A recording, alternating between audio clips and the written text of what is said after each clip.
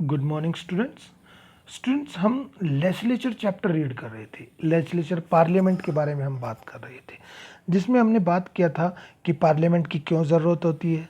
इसके अलावा हमने इसके पढ़े थे कि पार्लियामेंट के दो हाउसेज होते हैं, एक लोकसभा और एक राज्यसभा। ये दो हाउसेज होते हैं, जिसमें कि हमने पढ़ा था कि लोकसभा का कंपोजिशन क्या होता है, राज्यसभा का कंपोजिशन क्या होता है, इसके मेंबर्स की क्वालिफिकेशन क्या होती है इनका मेंबर बनने के लिए। इसके अलावा हमने एक चीज़ और पढ़ी थी कि राज्यसभा की पावर्स क्या हैं, राज्यसभा के फंक्शंस क्या हैं, जिनके बारे में हमने अभी तक डिस्कस किया था। देखिए एक बार थोड़ा सा आपको रिमाइंड करा देता हूँ कि एक तो ये चीज़ें आपको दे रखी है कि जो राज्यसभा और लोकसभा के बारे में हमें बताया हुआ है कि राज्यसभा के कितने मेंबर्स होते हैं, किस तरह से उन्हें चुना जाता है। इसके अलावा फिर हमने लोकसभा के मेंबर्स के बारे में दे रखा है, उसकी कंपोजिशन क्वालिफिकेशन दे रखी है कि जो लोकसभा होता है उसके मेंबर बनने के लिए क्या क्वालिफिकेशन है। और इसके बाद आता है राज्यसभा के फंक्शंस एंड पावर्स, जिनके बारे में हमने डिस्कस कर लिया था। आज हम बात करेंगे functions and powers of Lok Sabha, कि लोकसभा के क्या फंक्शंस होते हैं, क्या पावर्स होती हैं। देखिए एक बार कंपोजिशन में आपको रिमाइंड करा देता हूँ कि लोकसभा का जो कंपोजिशन होता है, मैक्सिमम मेंबर्स उसमें 552 मेंबर्स मैक्सिमम है। प्रेजेंटली उसमें जो मेंबर्स है 545 है, कि 543 डायरेक्टली चुने जाते हैं और 2 मेंबर्स जो हैं वो किसके द्वारा अपॉइंट किए जाते हैं, वो मेंबर्स जो हैं प्रेसिडेंट के द्वारा नॉमिनेट किए जाते हैं। ओके, तो ये उसका कंपोजिशन था।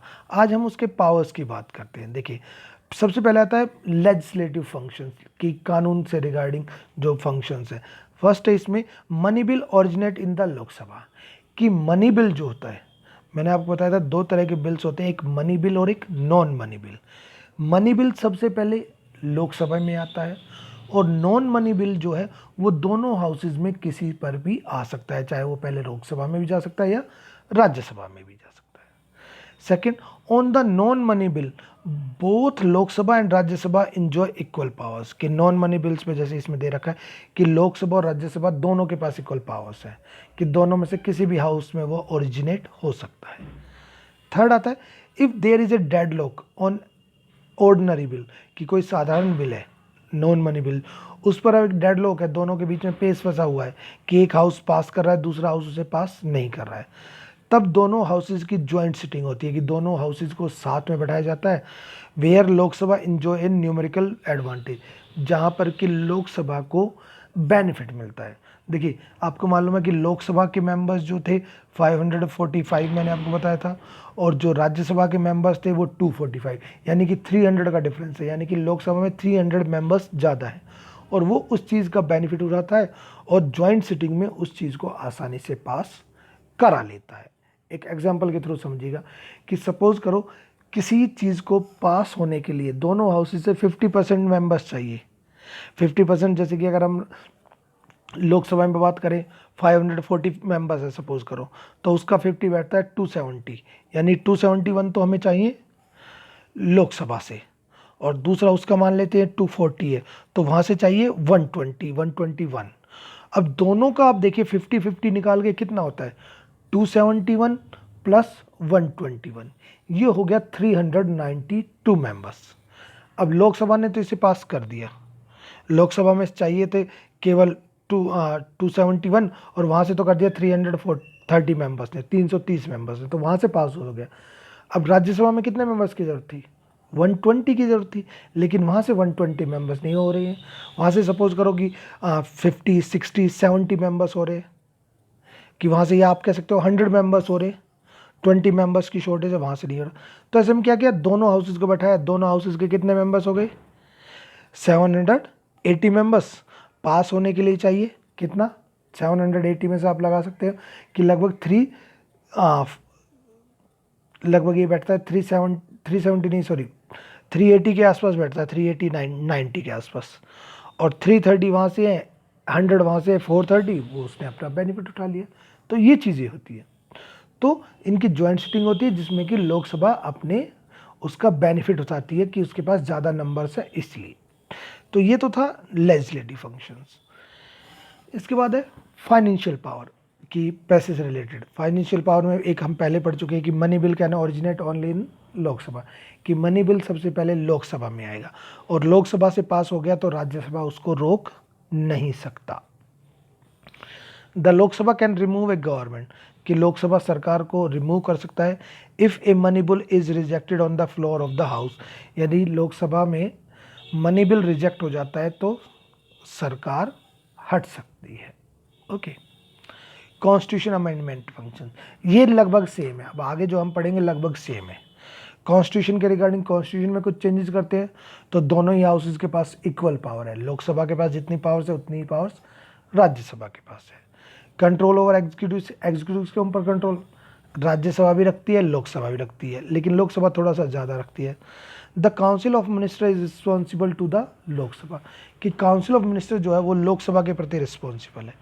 The Lok Sabha can a no confidence motion, कि लोकसभा जो है जो काउंसिल ऑफ मिनिस्टर उनके खिलाफ नो कॉन्फिडेंस मोशन ला सकती है, यानी कि जिसमें कि ये कह सकती है कि इनके पास जो 50+1 मेंबर्स चाहिए इतने मेंबर्स इनके सपोर्ट में नहीं है, अगर वो पास हो जाता है नो कॉन्फिडेंस मोशन तो सरकार को हटना पड़ेगा। The Lok Sabha control the executive through the adjournment motion, censure motion, by asking question, supplementary question, debate, discussion, कि ये वो तरीके हैं जिनसे कि उनके ऊपर कंट्रोल रखती है। कि 3 इसमें मोशंस है, एडजॉर्नमेंट मोशन हो गया, सेंसर मोशन हो गया, क्वेश्चंस पूछकर, डिबेट, डिस्कशंस के द्वारा उनके ऊपर कंट्रोल बनाती है। इसके अलावा आता है मिसलेनियस पावर्स, मिसलेनियस पावर्स दोनों की सेम है। The Lok Sabha along with the Rajya Sabha elects the president and the vice president of India, कि लोकसभा और राज्यसभा दोनों प्रेसिडेंट के इलेक्शंस को में पार्टिसिपेट करते हैं और वाइस प्रेसिडेंट के में। This form an important electoral power of the Lok Sabha, और लोकसभा की इसमें एक इलेक्टोरल पावर है क्योंकि मेंबर्स उसमें ज़्यादा होते हैं। इसके बाद आता है second, the Lok Sabha along with Rajya Sabha, कि लोकसभा राज्यसभा के साथ इन्वेस्टिगेट केसेस ऑफ इम्पीचमेंट, कि इम्पीचमेंट के जो केसेस होते हैं महाभियोग के, किसके खिलाफ, प्रेसिडेंट हो गया, सुप्रीम या हाई कोर्ट के जजेस हो गए, इनके खिलाफ चलाती है। ठीक है, दिस कॉन्स्टिट्यूटिव मेजर, और ये जुडिशियल पावर हो गई। थर्ड आ गया कि इमरजेंसी, कि जब भी इमरजेंसी लगाई जाती है तो वो पार्लियामेंट के दोनों हाउसेस से पास कराना ज़रूरी है, तो ये लोकसभा की पावर्स है। और एक सिंपल सा है कि Lok Sabha is more powerful than Rajya Sabha, कि लोकसभा जो है वो राज्यसभा से ज़्यादा पावरफुल है। क्यों? मनी बिल के रिगार्डिंग मेनली, कि मनी बिल के रिगार्डिंग जितनी भी पावर्स है वो सारी लोकसभा के पास है और राज्यसभा के पास मनी बिल के रिगार्डिंग कोई पावर्स नहीं है। देखिए यहाँ पर एक कंपैरिजन और कर रखा है लोकसभा और राज्यसभा की पावर्स में। देखिए comparison, powers of Lok Sabha and powers of Rajya Sabha. पहले लोकसभा का देखिए, can make laws on subjects including the central list and concurrent list, कि लोकसभा सेंट्रल लिस्ट और कॉन्करेंट लिस्ट में जो सब्जेक्ट्स हैं उन पर कानून बना सकती है। Both money and non money bill can be enacted and amended by the house, कि मनी बिल और नॉन मनी बिल दोनों ही बिल्स लोकसभा में अमेंड किए जा सकते हैं, चेंज किए जा सकते हैं। ये तो हुआ लोकसभा का। राज्यसभा का देखिए, consider and approves non money bills, कि राज्यसभा केवल नॉन मनी बिल्स को कंसीडर करती है, अप्रूव करती है। In case of money bill और मनी बिल के केस में it can only suggest amendment, केवल ये सजेशंस दे सकती है। सजेशंस मानना ना मानना ये लोकसभा का काम है। It can give powers to union parliament to make laws on the subject of state list, कि हमने पढ़ा था कि जो राज्यसभा है उस स्टेट लिस्ट पर कानून बना सकती है, लेकिन यूनियन पार्लियामेंट को वो पावर्स देती है। ये यूनियन पार्लियामेंट को पावर्स दे सकती है कि वो इस पर कानून बना सकती है। सेकंड आता है, it approve proposal for taxation, budget and annual finance statement, कि लोकसभा जो होती है ये अप्रूव करती है टैक्सेशन का कोई भी प्रपोजल है, बजट है, या इसके अलावा कोई भी फाइनेंशियल स्टेटमेंट है उसके रिगार्डिंग पावर्स ये करती है। इसके अलावा Rajya Sabha, it has no such powers, कि राज्यसभा के पास ऐसी कोई पावर्स नहीं है, क्योंकि जो ये सेकंड पॉइंट है ये मनी बिल के रिगार्डिंग आता है। Third, it amend the constitution, ये कॉन्स्टिट्यूशन को अमेंड करती है। राज्यसभा भी सेम वही काम करती है, वो भी कॉन्स्टिट्यूशन को अमेंड करती है। It control the executive by asking question, supplementary question, कि ये उनमें एक तरीके हैं कि किस तरह से जो एग्जीक्यूटिव्स होते हैं, जो हमारे पॉलिटिकल एग्जीक्यूटिव्स होते हैं, उनको ये कंट्रोल करती है। इसी तरह से जो राज्यसभा है वो भी कंट्रोल करती है, वो कॉन्फिडेंस मोशन के अकॉर्डिंग नहीं है। इसमें देखिए जो लोकसभा है वो कॉन्फिडेंस मोशन के थ्रू, नो कॉन्फिडेंस जो मोशन है उसके थ्रू भी उन पर कंट्रोल करती है, लेकिन राज्यसभा पे के पास ये पावर्स नहीं है नो कॉन्फिडेंस मोशन, बाकी सेम है लेकिन नो कॉन्फिडेंस मोशन की पावर उसके पास नहीं है। It approves the proclamation of emergency, कि एमरजेंसी को जो प्रोक्लेमेशन है उसको लगाना है, लोकसभा अप्रूव करती है। इट ऑल्सो एम्पावर्ड, इसके पास भी ये सेम पावर्स है जो उसके रिगार्डिंग है, इमरजेंसी के रिगार्डिंग। दस Lok Sabha elects and removes the president, vice president and जजेस of supreme court and high court, कि Lok Sabha president, vice president, supreme और हाई कोर्ट के जजेस को रिमूव भी कर सकती है और उन्हें चुनती भी है। इसी के साथ साथ इसका भी यही है कि ये भी उनके इलेक्शंस में उनके रिमूवल में पार्टिसिपेट करती है। ठीक है, तो दोनों में, तो ये दोनों के पास इक्वल पावर्स है। लेकिन अगर इसमें हम देखें कि एक तो नो कॉन्फिडेंस मोशन और एक मनी बिल, इसके रिगार्डिंग जो सारी पावर्स है वो लोकसभा के पास है और राज्यसभा के पास ऐसी कोई पावर्स नहीं है, जो कि लोकसभा को ज़्यादा पावरफुल बनाती है बजाय राज्यसभा के। इसके अलावा देखिए 7, Lok Sabha has exclusive power of approve और rejection of a money bill, कि लोकसभा के पास मनी बिल के रिगार्डिंग उसे अप्रूव भी कर सकती है और रिजेक्ट भी कर सकती है। जबकि राज्यसभा क्या है कि राज्यसभा मनी बिल को केवल 14 डेज के लिए डिले कर सकती है, कि मनी बिल है उसके पास भी जाता है राज्यसभा के पास, तो राज्यसभा के पास जाकर वो 14 डेज के लिए वो उसे अपने पास रख सकती है।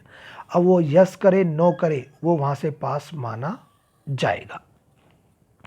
और non money bill both houses enjoy equal powers, कि money bill, non money bill जो है उसके पास दोनों हाउसेज के पास इक्वल पावर्स है। और जब भी डेडलॉक होता है दोनों के बीच में, अगर कोई भी इस तरह का कंट्रोवर्सी होती है तो जॉइंट सिटिंग होती है जिसमें कि लोकसभा फ़ायदा उठाता है अपनी मेंबर्स का, ज़्यादा मेंबर्स का।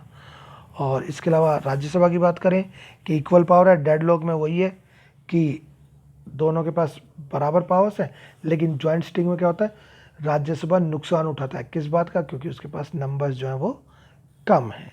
ओके, देखिए यहाँ पर एक कार्टून आपको दिखा रखा है कि ये पार्लियामेंट है और ये आगे मिनिस्टर्स खड़े हैं।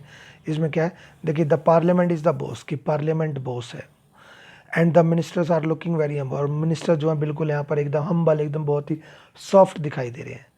ये क्यों है कि पार्लियामेंट पावर टू सैंक्शन, क्योंकि पार्लियामेंट के पावर्स है कि भाई किसको कितना पैसा देना है, और ये पैसे के लिए लाइन में यहाँ पर खड़े हैं। तो पार्लियामेंट जो है वो पावरफुल होती है। Okay,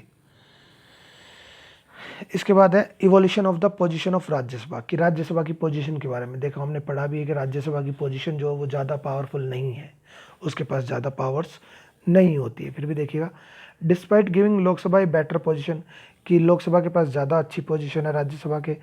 our constitution has made Rajya Sabha a very, लेकिन उसके बावजूद भी हमारा जो राज्यसभा है वो एक वैल्यूबल हाउस है। There are certain matters on which, कि कई ऐसे मैटर्स हैं जिनके पास कि दोनों, जिनमें कि दोनों ही हाउसेस के पास इक्वल पावर्स है।